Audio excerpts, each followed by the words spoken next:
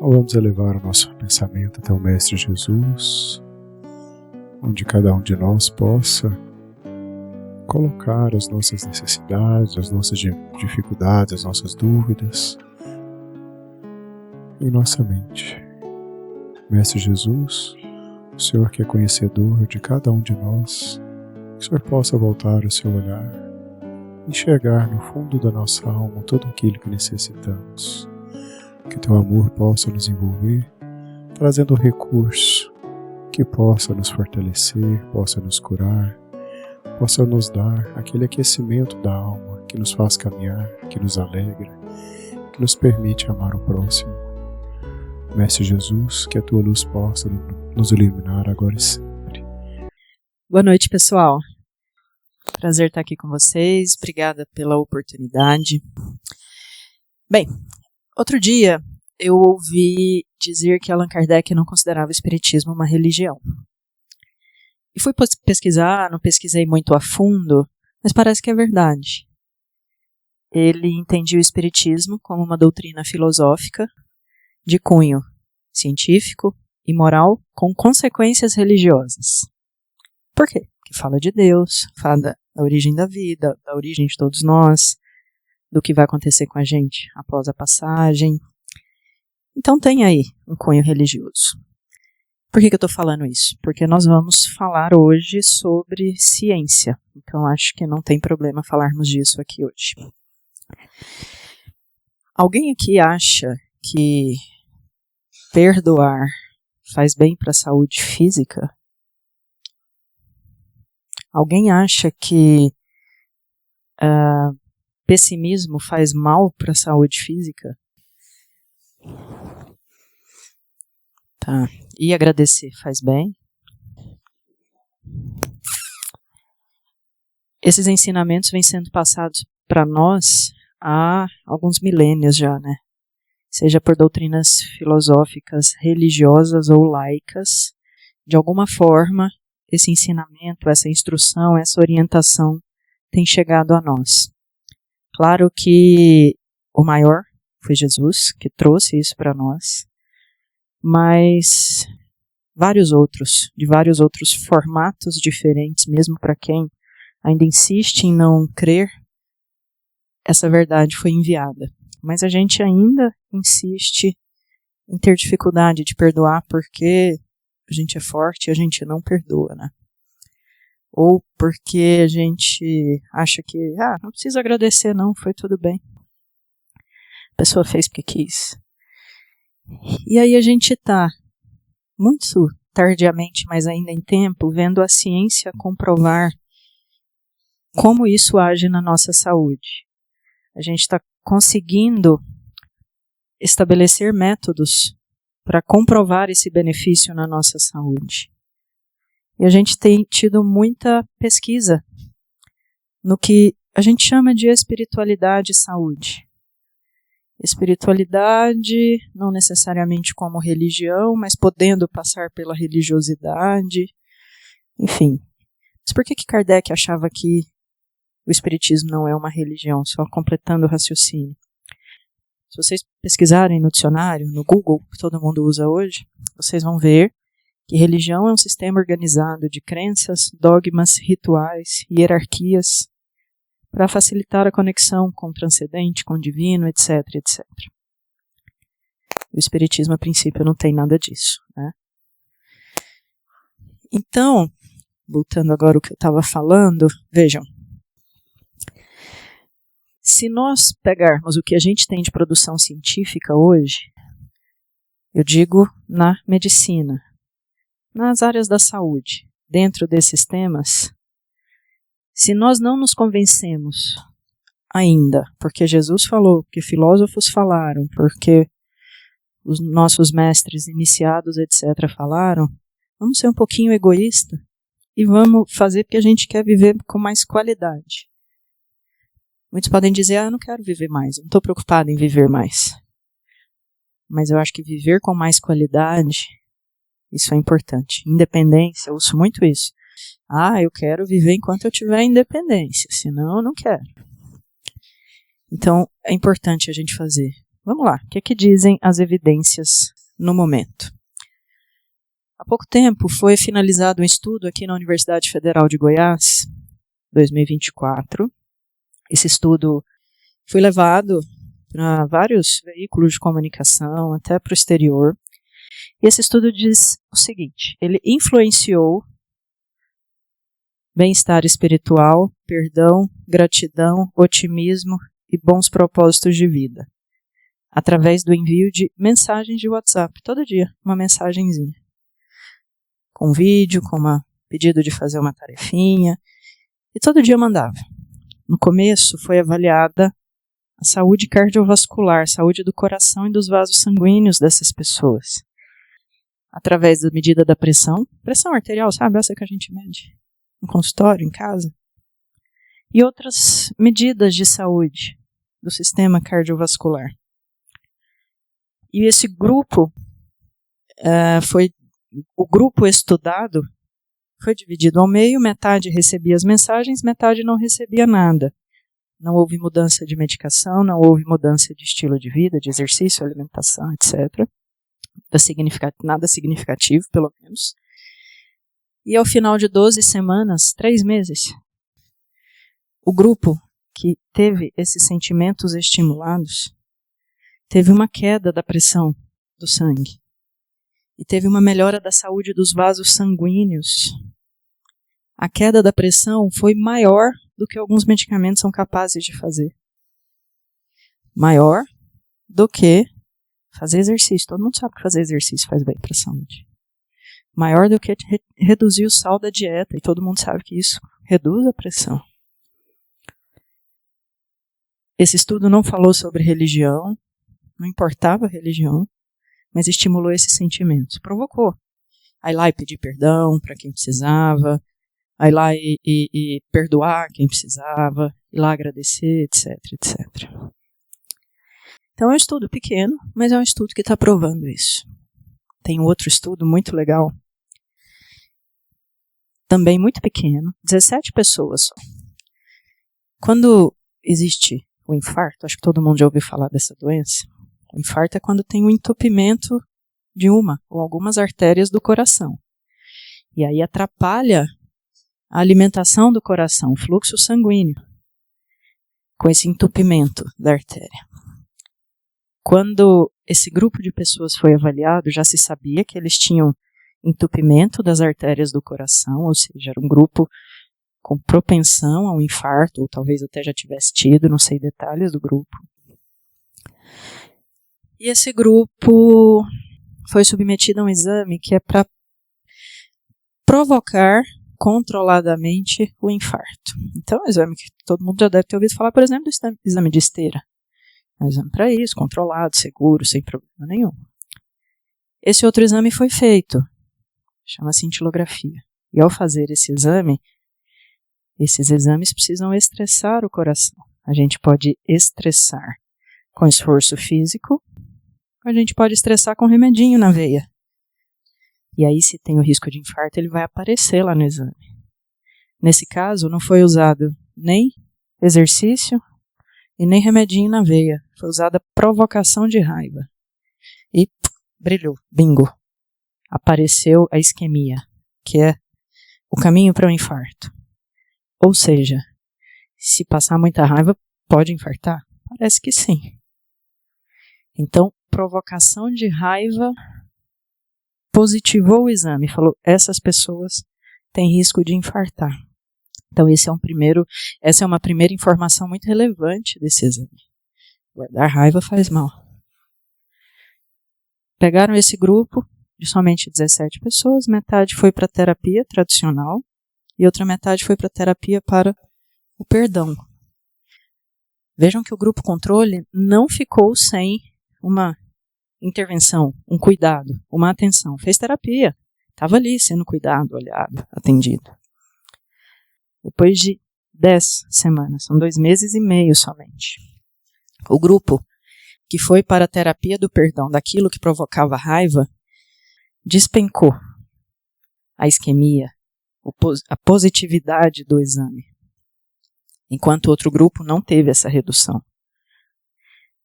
Ou seja, fazer terapia é importante, mas não é suficiente só isso.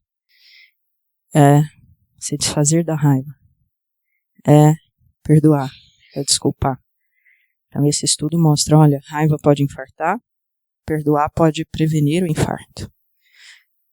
Outro estudo de uma professora de São Paulo pegou um grupo de pessoas e avaliou a propensão ao perdão. Existem métodos científicos para isso.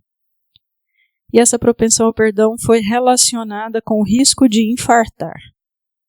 E houve uma relação oposta. Quanto maior a propensão ao perdão, menor o risco de infartar. Esse mesmo estudo avaliou religiosidade e risco de infartar. Religiosidade teve 0 relação com o risco de infartar. Pouco importa se a gente vai seguir a ritualística A, B, C ou D. Mas colocar em prática aquilo que eu aprendo, que eu ouço já há 2000 anos, parece fazer sentido. Pouco importa se eu vou seguir o rito X, Y ou Z. Mas pôr em prática aquilo lá, perdoa, gente. Agradeça, faça o bem. Fora da caridade não há salvação. Parece que aí sim existe um sentido.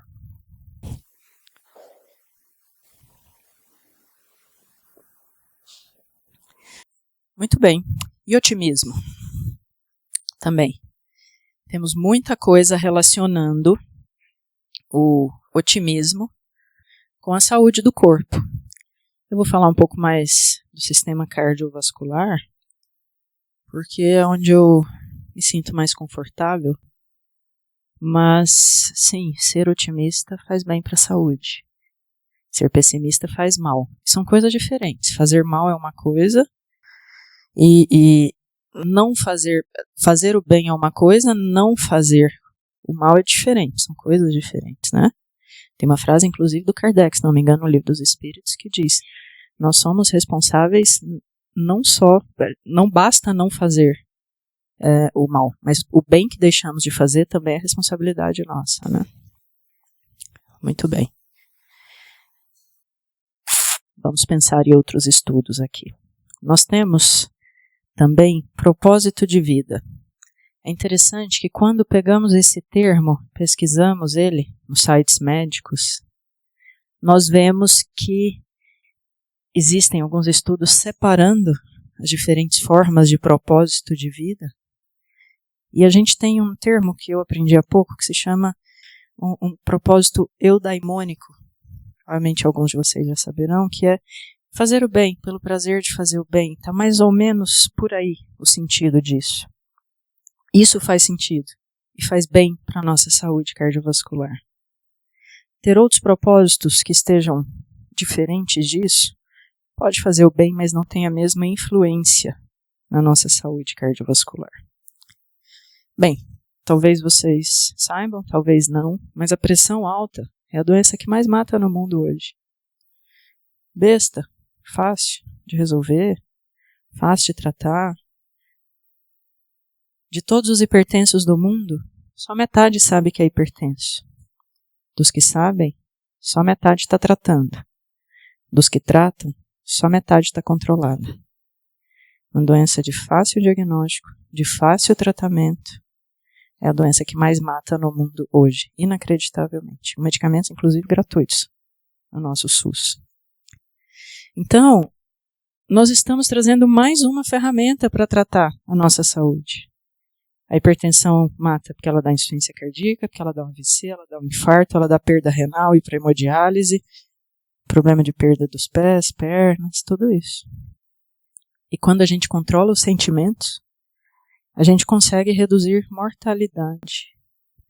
A gente consegue melhorar a qualidade de vida, porque eu evito o infarto, eu evito um derrame, ter limitações decorrentes dessas situações, e isso custa 0. Ou talvez custe muito, não financeiramente, porque levantar e ali pedir perdão para alguém que a gente magoou é extremamente difícil. Mas o que acontece quando a gente não faz isso? A gente começa a liberar um monte de pacotinhos de venenos dentro da gente. A gente pega e libera um monte de porcaria dentro da gente.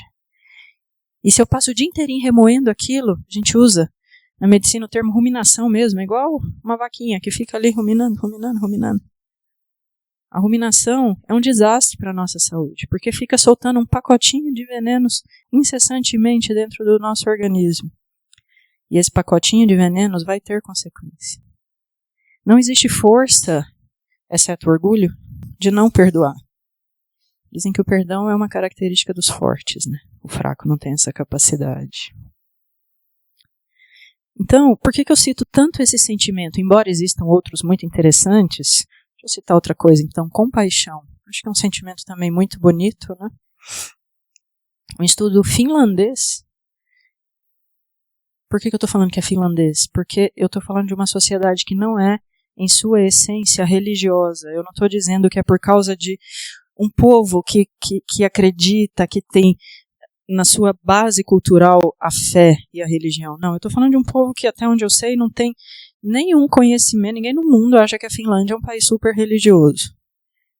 Pegaram um grupo de pessoas desde jovenzinhos e acompanharam cada grupo por um tempo, mas no máximo ali 11 anos. E foram avaliando os níveis de compaixão.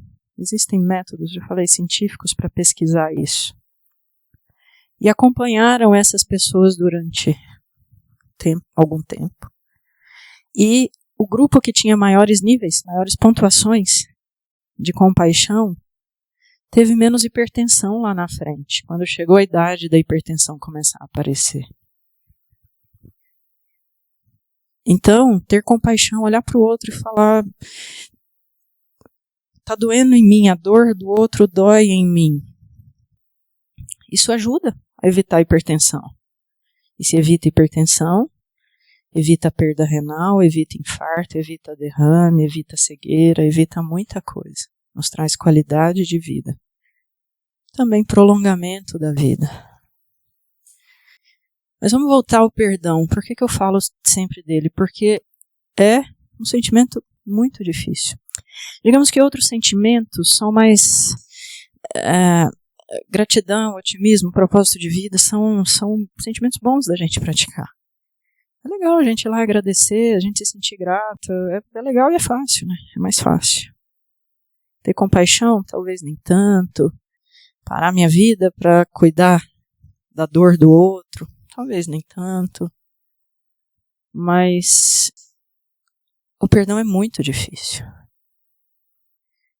Também falo muito da raiva, porque tem muita evidência do que a raiva pode fazer conosco. É um desastre, eu citei o estudo agora. Tem outro estudo que pegou aqui do Brasil, lá do sul do Brasil. Pacientes pós-infarto avaliaram a saúde dos vasos sanguíneos, da camada interna dos vasos sanguíneos. Pós-infarto. E viram que as pessoas que têm mais raiva, essas pessoas tinham pior saúde. Todo mundo infartado, recém-infartado, tá? Então, população mais ou menos homogênea. As pessoas que tinham mais pontuações de raiva tinham pior saúde dos vasos sanguíneos. Não tem como garantir que é isso, mas a gente pode pensar nessa hipótese bem provável de que sim, a raiva adoece. Todo mundo fala isso, todo mundo já deve ter falado em algum momento da vida. A raiva adoece, a raiva faz mal, fulano morreu de raiva, fulano fez isso. Mas agora a gente prova, a gente palpa o resultado aqui na nossa mão. Assim como a gente palpa a importância de perdoar, de ser otimista, de cuidar da nossa saúde. E solidão, isolamento, aumenta a mortalidade, sabia? Eu tenho um amigo, um professor, que fala assim, então quer dizer que quem não tem solidão não morre? Ele usa um termo engraçado que é assim, não, quem não tem solidão reagenda à morte mais para frente um pouquinho. Então, sim, mas tende a viver mais. Por quê? Não sei. Porque eu posso reduzir o meu pacotinho de substâncias ruins no meu organismo. Porque eu posso ter uma rede de apoio. E essa rede de apoio me ajuda nos meus momentos difíceis. Eu posso querer me alimentar melhor porque eu tenho aquele grupo de pessoas e eu quero estar ali junto delas. Isso vale também para os outros sentimentos, que a gente chama oficialmente de espiritualidade, porque já não tem um termo melhor. Acho que ele resume esse monte de coisas que a gente está dizendo. Isso é tão sério que as maiores universidades do mundo têm seus departamentos de espiritualidade e medicina. Isso é estudo real na atualidade. A Sociedade Brasileira de Cardiologia tem um departamento formal de estudos em espiritualidade e medicina cardiovascular. Vocês gostariam que o médico de vocês soubesse abordar esse tema? Vocês pudessem conversar isso com seus médicos? Vocês já sentiram resistência do seu médico a falar disso? Você não, hein?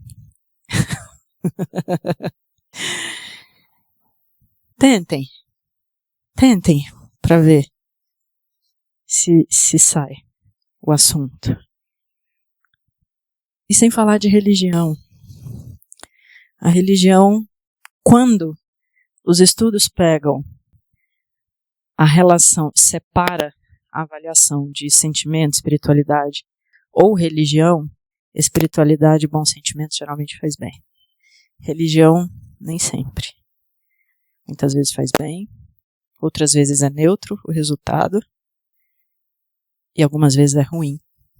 Por quê? E no nosso conhecimento, a gente, dentro da doutrina espírita, a gente pode cair nessa armadilha de falar, nossa, a minha doença é culpa minha, porque eu fiz isso lá atrás, e colocar um peso na minha cabeça por isso. Então, ter esse olhar de um Deus punitivo, de um karma, de estar pagando um karma, isso é pesado. Por isso que a gente ouve muito na doutrina espírita aquelas palavrinhas resignação, resiliência, né? Não tem sentido eu sair caçando lá atrás. O que eu fiz para estar passando por isso? Não faz sentido, não importa. Importa o que eu estou fazendo daqui para frente. E a gente precisa aprender a fazer isso. Se vocês pegarem a história de Jesus na Bíblia, e a Bíblia conta somente 3 anos de vida ativa dele, né, de trabalho. Vocês têm ali no começo, até os 12 anos de idade, está ali relatado o que aconteceu com Jesus, ele começa, vai ali na sinagoga, faz isso, faz aquilo. Dos 12 aos 30, ninguém sabe onde Jesus esteve. Isso dá margem para muitas teorias. Dos 30 aos 33, a gente sabe o que ele fez, está escrito lá. A gente não vê ritualística ali. A gente não vê ele falando, faz isso, faz aquilo. Se você não fizer isso, você não vai ter benefício. A gente não vê. Mas a gente vê ele ensinando a perdoar. A gente o vê agradecendo a Deus. A gente o vê quebrando rituais. Quantas vezes ele falava, fariseus, por que eu não posso trabalhar no sábado? Ele está quebrando um ritual. Ele está dizendo, olha, não é isso que vai salvar. Ele chama de sepulcros caiados. Né? A gente não tem que ter essa estrutura. A gente pode até ter, se isso facilitar a nossa conexão com o alto e nos tornar pessoas melhores. Não tem problema. Mas a mensagem é muito mais importante do que, de fato, a ritualística. Eu bato muito nessa palavra. Eu costumo brincar que eu acho que eu sou bem religiosa, espírita, mas eu odeio religião. Não gosto. Religião pode se transformar num problema. E nós vemos isso todos os dias há milênios. E nós pouco vemos de prática daquilo que nos foi ensinado, orientado. Desde os primórdios, muito antes, os Vedas, 5.000 anos atrás, já estão trazendo ensinamentos para nós.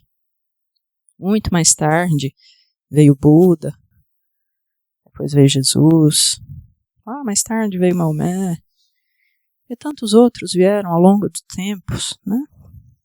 E a gente continua insistindo em não pôr em prática. Mas tudo bem, é difícil mesmo. É muito difícil. Voltando ao tal perdão, nós temos aí uma digamos, possibilidade de estudar, vamos por 3 diferentes tipos de perdão. Perdão condicional. É assim, alguém me faz mal, eu falo, eu só perdoo se o fulano ajoelhar no milho na minha frente e pedir desculpa. Eu estou condicionando, eu só perdoo se eu fizer o que eu estou falando para ele.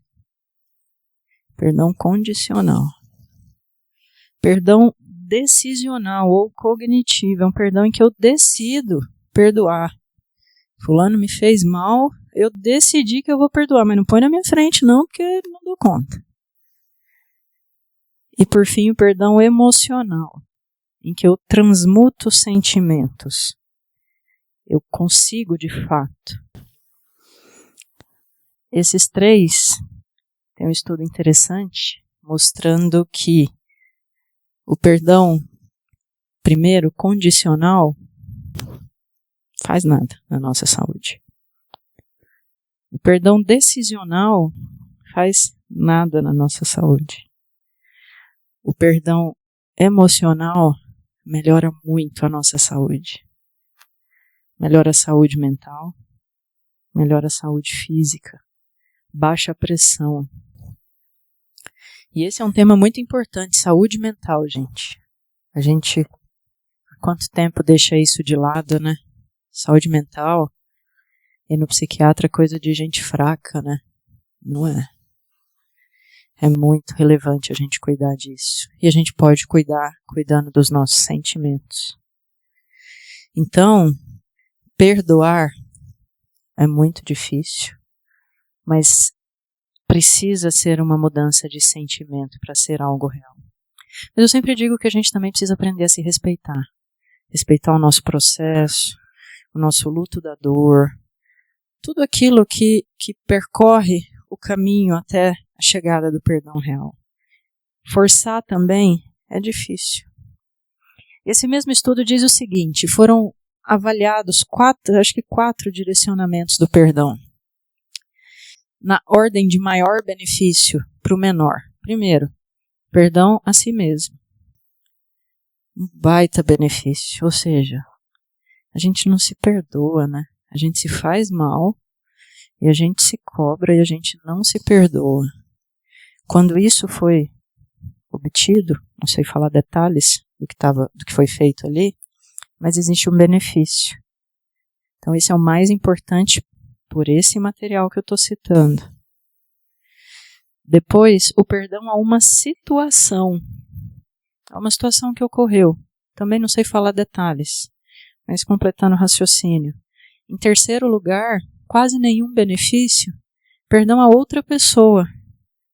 Então, também faz bem e é necessário. E sabe o que é curioso? O quarto perdão que não teve benefício? O perdão a Deus. E essa é uma baita interrogação que fica aqui na minha cabeça. Por que que não faz diferença eu perdoar a Deus ou não? Uma coisa que eu sempre penso, falo até, será que esse Deus, essa divindade, alguém tão distante que eu nem sequer consigo entender os meus sentimentos, processá-los e etc. Aquela história de amar a Deus sobre todas as coisas, ela é difícil. Eu não tenho filhos, mas quem tem deve... Eu já ouvi muitos pais e mães falarem, eu não dou conta de amar a Deus mais do que meus filhos. É distante para nós, isso. Então, se é distante, o sentimento bom ou ruim talvez não seja suficiente para fazer mal dentro de mim. Ter raiva de Deus. Sei lá, eu estou no centro espírita, não estou no meio acadêmico científico, eu posso falar, será que o amor de Deus é tão grande que Ele envia para nós as boas vibrações, porque Ele não precisa nos perdoar, enfim, porque dizem que só precisa perdoar quem se sente ofendido, né? Ele nem se sente, não sei. Fica aí essa interrogação para vocês sobre como é isso, mas fica também a mensagem. Perdoar é mudar sentimento, ruim por bom. E isso salva vidas, reduz doenças, reduz internação, reduz mortalidade, reagenda à morte mais para frente e nos mantém aqui com qualidade de vida. Isso é importante. Mas eu acho que também muito importante, eu vou insistir no perdão, embora todos os sentimentos sejam muito importantes, gente. Mas eu quero, já encerrando, eu quero falar sobre uma frase que o Chico Xavier deixou para traduzir essa minha insistência de falar desse sentimento. O Chico Xavier disse assim: o perdão talvez seja o sentimento mais difícil de ser praticado, porque exige um esforço de autossuperação tremendo. E talvez por isso, nessa dificuldade da gente praticar, e aí vamos sair um pouquinho da frase, é tão difícil perdoar que quantos de nós estamos carregando nossos inimigos há muitas e muitas e muitas encarnações? Estão aqui do meu lado. Daqui a pouco a gente troca de lugar, eles estão aqui, eu estou ali do lado deles, do outro lado. E a gente está carregando eles. A gente dá um nome ruim de obsessor, né? Mas não somos nós obsessores também? E se fôssemos nós desencarnados? Eles estariam chamando a gente de obsessor. O obsessor com certeza é alguém que tem uma ligação muito forte com a gente. E que em algum momento devemos nos ter feito alguma coisa não muito boa um ao outro. Mas a ligação está aqui. Está coladinha. E acho que é difícil alguém que não tenha, né? Acho que talvez o Chico não tenha tido, não sei. Jesus não deve ter. Ou talvez tenha, lembra das tentações e tal, enfim. Sem cair na semântica da palavra, mas a gente carrega por milênios a falta de perdão. Talvez vocês já tenham lido aí os livros do Emmanuel, os romances de Emmanuel. Quando você vê o livro 50 anos depois, a gente tem ali a Célia, a personagem principal, e nós temos várias pessoas ali. Temos a Alba Lucínia, o seu marido, e a Célia salva a mãe, né, daquela situação, e de repente tem um bebê em casa porque acho que a Cláudia Sabina, não vou lembrar o nome, queria desfazer aquele casal. Isso aconteceu mais ou menos no ano 100, 150 da era cristã. A gente percorre mais de 1000 anos, mais ou menos no ano 1500 a gente vai para o livro Renúncia. É o mesmo pessoal. Tem tabelinha no Google, vocês digitam lá, personagens dos livros, 50 anos depois e Renúncia. É o mesmo grupo de pessoas. Eles estão lá e tem a tabelinha mostrando quem é quem. E essa inimizade aconteceu também, mais de 1500 anos depois. Quer saber mais? Essa galera é a família Joviano, que estava ali juntinho do Chico Xavier. Tem Joviano, de sobrenome Joviano, ainda encarnado hoje. E eles continuam tretados um com o outro. 2000 anos depois. Então não é, isso é fato, é real, tá ali, tá explicado. Só que aí a mulher que tentou desfazer o casamento do rapaz, e o rapaz que tentou, porque tinha um casal juntos, e tinha outro casal, outras duas pessoas, um homem e uma mulher, que queria desfazer, porque o homem queria a mulher, e, enfim, 1500 anos depois eles continuavam tentando. Aí o que aconteceu agora, dentro da família Joviano? Eles vieram como irmãos, consanguíneos, e continuava tratando um com o outro. 2000 anos depois. Sabe-se lá quantos milênios antes dessas histórias que nós vimos. Essa história todo mundo sabe, uma espírita, é informação real. Então, voltando para finalizar, a frase do Chico é isso. O perdão talvez seja o sentimento mais difícil de ser praticado, porque exige um esforço de autossuperação tremendo, tremendo. E possivelmente por isso, Jesus deixou essa como a sua lição derradeira. No momento ali crucificado e de desconexão, corpo-alma, ele falou: Pai, perdoa o que faz. Perdoa, eles não estão sabendo o que estão fazendo. Quem de nós faria isso? Por muito pouco a gente quer agredir verbal ou fisicamente as pessoas, né? Então, é essa a mensagem. Obrigada, gente.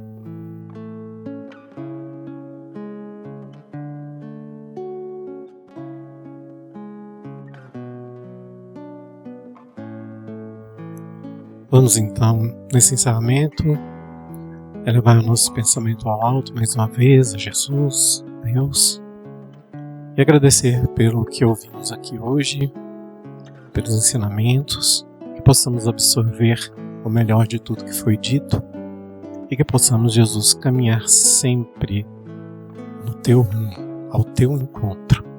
Que isso é o que o Senhor quer de cada um de nós, né?